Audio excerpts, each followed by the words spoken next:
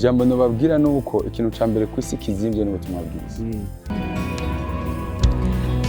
Yo kugera aho twiheba amihutira kugawa abantu bitegure bazane bavyita ngo imishaha. Yes, ubwa mbere twifuza no kwantu bihana. Jehova wendaje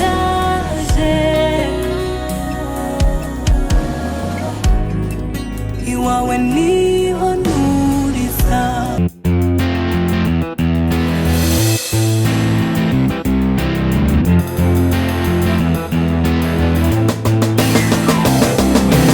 Yes, bakunze open mic. My name is Patrick. Twumwe umukozi w'Imana prophète Modeste takuramukije.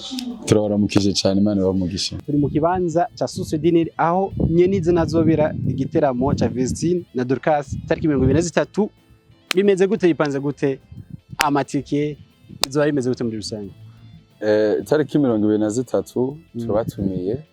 D'abord wese ashime cyane. Ndabatumiye ndabipfuriza kuzoba muri concert izoba le 23 aha muri Vestine. Kibanza kirakwi parking irahari. Ntimugire ikibazo turabahaye ikaze. Amatike nayo azotangura kudandaza tariki 15. Tuzoyasanga ikibanza ca mbere tumaze gutora ni Vestine. Uzoze itike izoba ihari. Itike ya mbere simple regular igura ibihumbi 10. Iya VIP igura ibihumbi 50. Iya VVIP igura ibihumbi 100.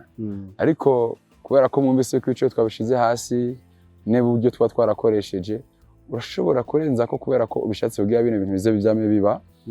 Gospel entertainment ifise programme yo kwama izana umu artiste abantu bipfuza abantu bizeho bagasaba canke tugakoresha abantu bo mu Burundi nyene hano gospel entertainment ikabaha ibyishimo biciye mu guhimbaza Imana no mu gutazira Imana buri uko amezi atataciye canke amezi abiri Imana yamujiri baho umugisha. Aricone nakubajiye kare nakubajiye ati hari byo wakoze ibiteramo ku buntu uno musi uri kurarisha amahera arabakunda gukritika amakomantere nikeka jambo babwira muri rusange. Ijambo no babwira nuko ikintu ca mbere kwisi kizimvye n'ubutumwa bwiza. N'ubutumwa bwiza kandi ikiri naco ntugafate ibintu vy'Imana ngo ufate for granted. Igikorwa c'Imana utagishigikiye ntikizobaho.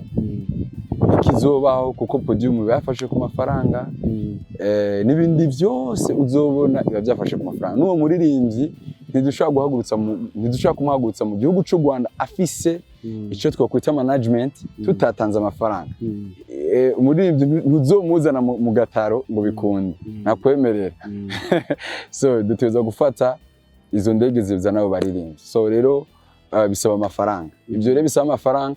Turasabye ahubwo mudufashe muterere kugira bino bintu bibeho. Birimo biramubaza cyane kubona dushobora kumara umwaka atagikwana mpimbazamana kiba kibaye.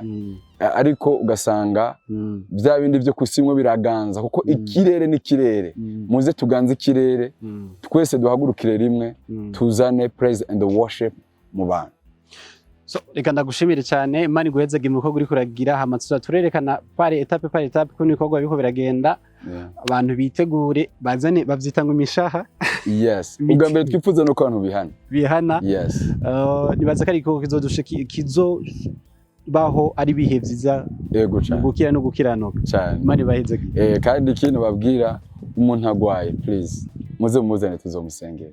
Amen. Yes, nivya kwa kuri nyene aho prophète ari Modeste ni kwa kundi bigenda ndatumiye abantu naho ugwaye akazoba zokurihisha sinzi ukuntu nyene abantu baza ku muryango bazobigenda ariko umuntu ntazasibe azoza bamusengera mu izina rya Yesu. So ku bantu bari hanzere y'igihugu link yaramaze gusohoka yo kugura amatike.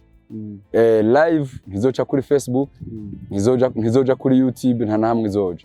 Hari application yakozwe abantu bashaka ko baterera kino gikorwa cy'ubutumwa bwiza bashaka guha ifanta aba bana bakunda babuze uburyo bwo guha ifanta kugira bashigikire babatera intege. Hariho link ihari urashobora gucaho ukiyandikisha ukagura itike.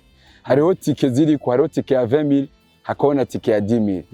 Nivyo iyo tike ya 10000 hariko babandi babasha kugura agafanta byambe 20000 $20 abo bazobashaka kugura agafanta abandi ba 10,000 nabo nyine bazobashaka kubyo bashigikire ibikorwa bajya abana bakora Imana yo mujuru bamugisha cyane amen amen